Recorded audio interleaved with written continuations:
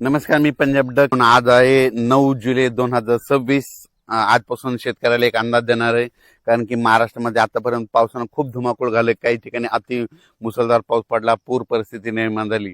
तेव्हा आता राज्यातली परिस्थिती काय राहणार आहे? आज 9 जुलै, तर आज मी म्हटलं होतं ना सूर्यदर्शन घडल, हे सूर्यदर्शन घडलंय.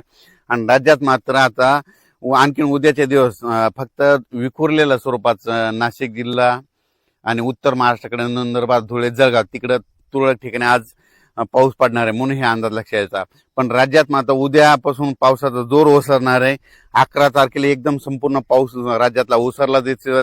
मुंबईचा देखील पावसाचा जोर ओसरणार आहे, पुण्याकडला ओसरणार आहे, नाशिकचा ओसरणार आहे, कोकणपट्टी घाटमाथ्यावरचा देखील 2 दिवसानंतर ते देखील जोर ओसरणार आहे. आता खूप काही मोठा पाऊस पडणार नाही. उद्या 11 जुलैपासून राज्यात चांगलं सूर्यदर्शन होणार आहे आणि हवामान कोरडं राहणार आहे म्हणून हा अंदाज महाराष्ट्रातल्या सर्व शेतकऱ्यांना लक्षात द्यायचा. त्याच्यानंतर राज्यामध्ये बऱ्याच भागामध्ये हा पाऊस झाला आणि त्याच्यामध्ये देखील आणखीन काही भाग वंचित आहे.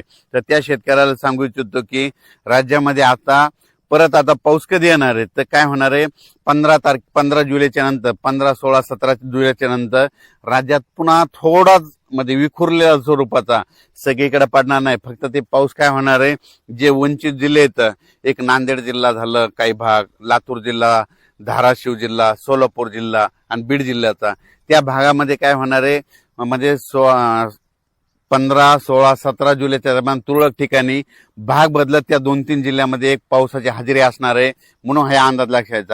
महाराष्ट्रात देखील विखुरलेल्या स्वरूपाचा 15, 16, 17ला थोडाफार पाऊस येणार आहे. सगळीकडे पडणार नाही, फक्त स्थानिक वातावरण तयार होऊन ते पाऊस पडेल म्हणून हे अंदाज शेतकऱ्यांना लक्षात यायचा. त्याच्यानंतर राज्यात आणखीन परत चांगला असा जसा आता मागे अतिवृष्टी धगपुटी झाली तसा पाऊस आला आणखीन आता ना जुलैचा शेवटच्या आठवड्यापर्यंत आता वाट बघावी लागणार आहे म्हणून हे अंदाज लक्षात यायचा. आता ज्यांच्याकडे सोयाबीन असेल तर त्यांनी काय करायचं, आता जमिनीमध्ये ओल भरपूर आहे, 10-12 दिवस झाले असेल तर तुम्ही तुमचं तणनाशक फवारू शकता, कीटकनाशकाच्या फवारणी करू शकता, डवरणी वखरणी करू शकता म्हणून शेतीची कामे करून घ्यावी.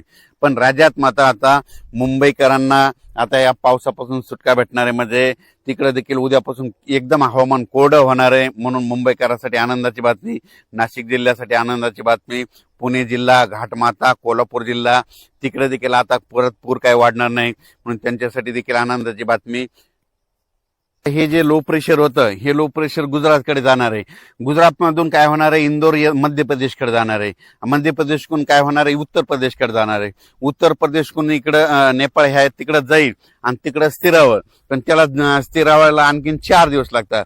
मग जवळपास म्हणजे 12 तारखेला जोपर्यंत शांत होत नाही तोपर्यंत आपल्या इकडे महाराष्ट्रामध्ये जवळपास 12 तारखेपर्यंत आता उद्यापासून म्हणजे आजपासून चांगलं वारं सुरुवात होईल आणि ते शांत होऊस तर परत पुन्हा काही आता एखादी प्रणाली तयार होत नाही म्हणून हे अंदाज लक्षात यायचा.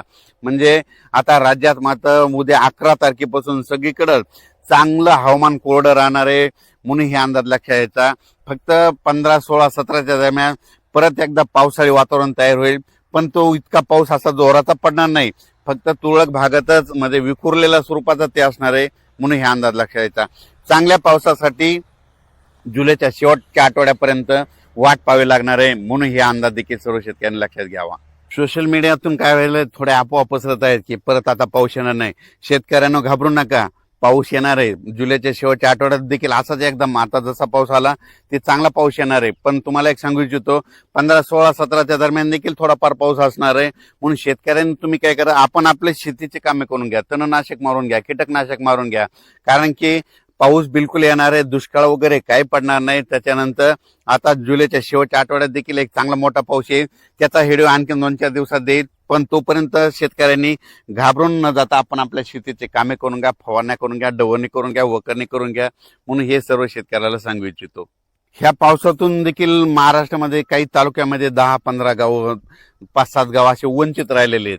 सोलापूर जिल्ह्यातले, लातूर जिल्ह्यातले, बीड जिल्ह्यातले, तिकडे नांदेड जिल्ह्यातले, परभणी जिल्ह्यातले, पालम ह्या परिसरातले त्या भागातल्या शेतकऱ्याला सांगू इच्छितो, आज देखील म्हणजे आज किती, आज 9 जुलै, 10 आणि 11 ह्या 3 दिवसात देखील काय होणार आहे, विखुरलेल्या स्वरूपाचा पाऊस पडणार तुम्हाला पडू शकतो, म्हणून हे अंदाज लक्षात घ्यायचा. आणि याच्यातून तुम्ही जरी वंचित राहिले तर परत पुन्हा काय होणार आहे, 15, 16, 17च्या दरम्यान एकदा थोडाफार पाऊस येणार आहे, ते मात्र ते पडून जाईल. म्हणून शेतकऱ्यांनी हे देखील अंदाज लक्षात घ्यायचा.